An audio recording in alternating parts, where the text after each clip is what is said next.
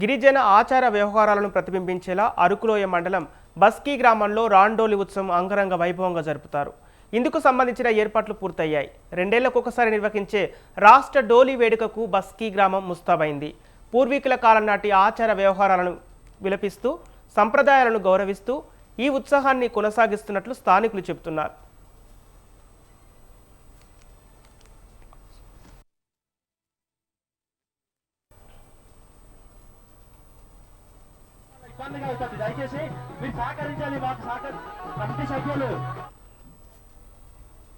ఆ ఉత్సవం వెనుక ఓ కథ ఉంది. ఒడిశాలోని ఒండ్రుగడ్డే అనే గ్రామంలో రామోలి వేడుకలు జరిగేవి.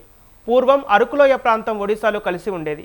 ఆ సమయంలో అక్కడకు బంధువులుగా వెళ్లిన బస్కీ ప్రాంత వాసులు రామడోలితో అక్కడి వారంతా సుఖ సంతోషాలతో ఉండటం చేసి తమ గ్రామంలోనూ ఉత్సాహాన్ని నిర్వహించాలని నిర్ణయించారు. 2 ఏళ్లకు ఒకసారి ఈ ఉత్సవాన్ని నిర్వహించడం ఆనవాయితీగా వస్తోంది. వేడుకల్లో భాగంగా 10 ఏళ్లలోపు వయసున్న 4 చిన్నారులను రామ, లక్ష్మణ, భరత శత్రుఘ్నులుగా భావించి వారిని రామ్డోలి నిర్వహించే ముందు ఓ గుహలో ఉంచి పూజలు నిర్వహిస్తారు. ఆ రోజున చిన్నారులంతా ఉపవాసం పాటిస్తారు.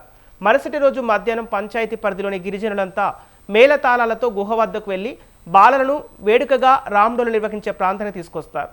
అనంతరం పూజా కార్యక్రమాలు నిర్వహించి 4 బాలులను 60 అడుగుల ఎత్తు కట్టిన ఊయలలో ఊపుతారు. ఊయల కట్టే కర్రలను సైతం 7 ఏళ్లకు ముందే పూజలు చేసి పెంచిన మామిడి చెట్ల కలపతో తయారు చేస్తారు. ఆంధ్ర రాష్ట్రంలో అల్లూరు సీతారామరాజు జిల్లా అరకువేలి మండలం బస్కీ పంచాయతీ కేంద్రంలో రామడోలి ఉయ్యల పండుగ జరుగుతుంది. ఈ పండుగ 7 సంవత్సరాలకు ఒకసారి మాత్రమే నిర్వహిస్తారు. 7 సంవత్సరాలకు ఒకసారి నిర్వహించడానికి గల కారణం ఏంటంటే రామడోలి కట్టడానికి ఆ చెట్లు పెరగాలి. ఆ చెట్లు పెరగాలంటే 7 సంవత్సరాలు పడుతుంది. కాబట్టి 7 సంవత్సరాల పాటు 2 చెట్లను పెంచి ఈ నేరేడు మామిడి చెట్లను తీసుకొచ్చి పాతి రామడోలి ఉయ్యలని కడతారు.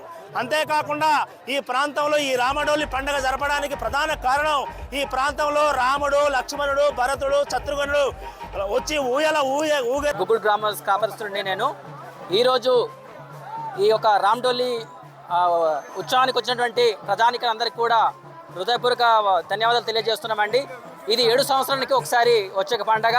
ఈరోజు జనాంశం చూస్తున్నారు కదా, చాలా మంది కొన్ని మలుమూల గ్రామం నుంచి వచ్చి ఈ యొక్క